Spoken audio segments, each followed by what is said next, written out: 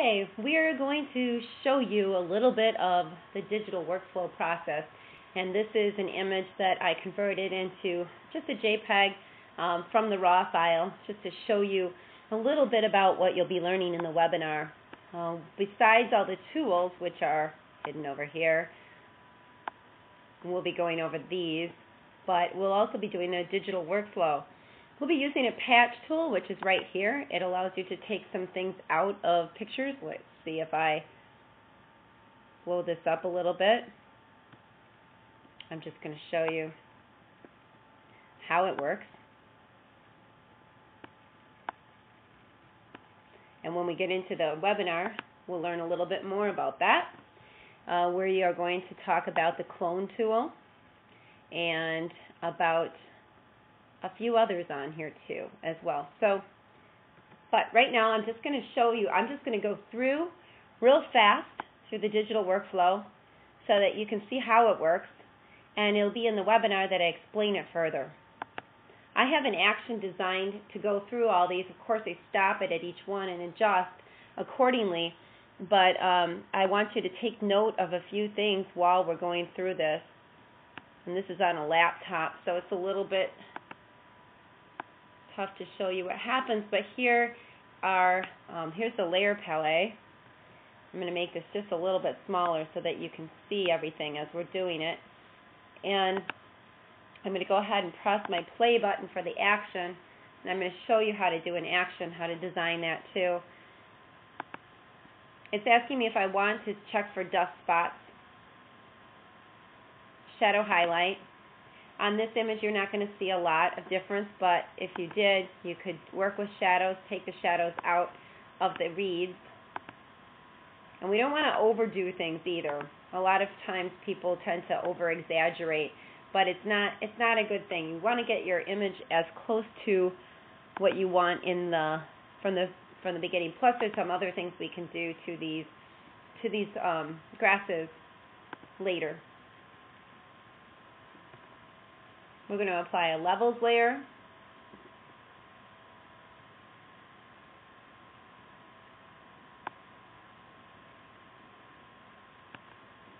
And I'll tell you what this is all about during the webinar.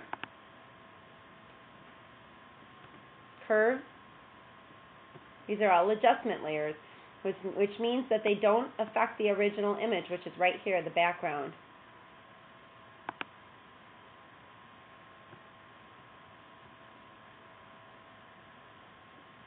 I don't think I want to do that at all. I can either cut it down because I don't want saturation.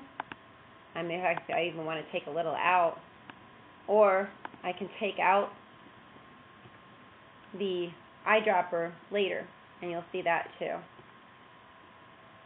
I'm adding selective color, and then that's the last one. I didn't like that hue and saturation, so you can adjust these right here.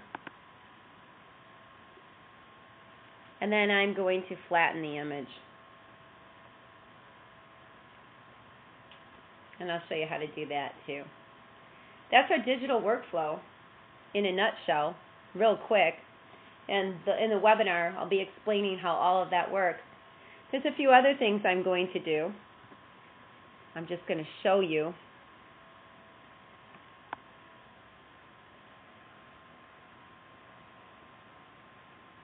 I'm going to apply a quick mask.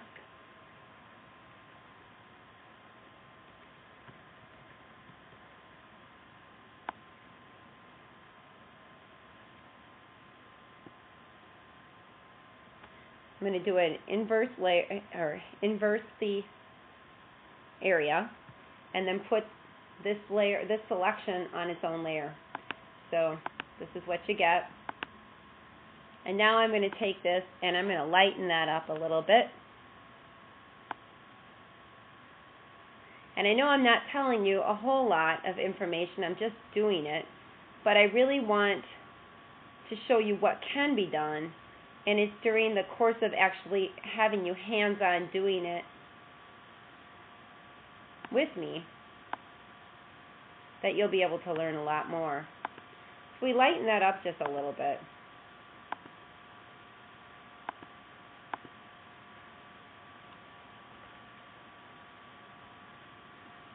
some of the other things that we'll do.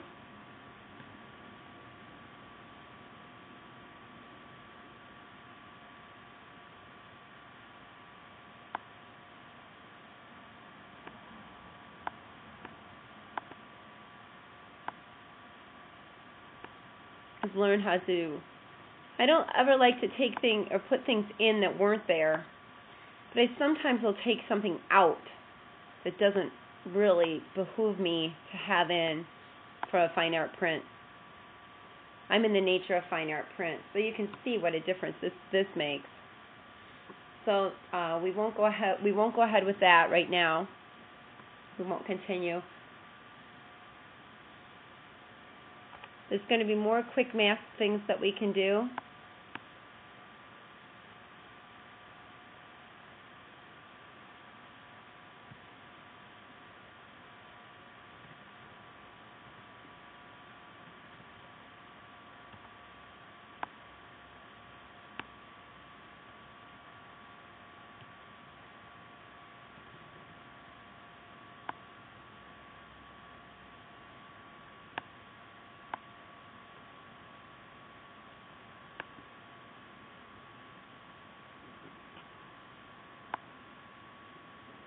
I'm going to lighten the heads a little bit and apply a little bit of a contrast mask.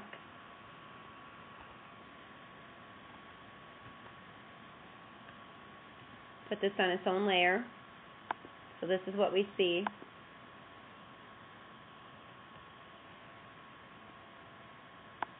And I might try lightening a little bit.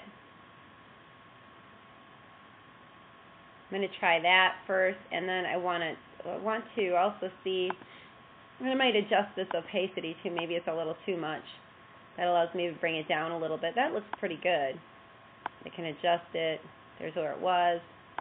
Here's where it is. And I can also make go into my history tab and take a snapshot of this, and take a snapshot of it without, and compare the two. So we have after and before, just some slight differences. And let's zoom out a little bit, and we can see, yeah, before, after. Oh, I definitely like after. So here's an example of what your final product of this image might look like. I normally don't manipulate things as much as you've seen here, and you wouldn't have known I did had you not seen the final product. But the grasses seemed a little bit annoying, so I did a quick mask and a Gaussian, not a Gaussian blur, but a motion blur.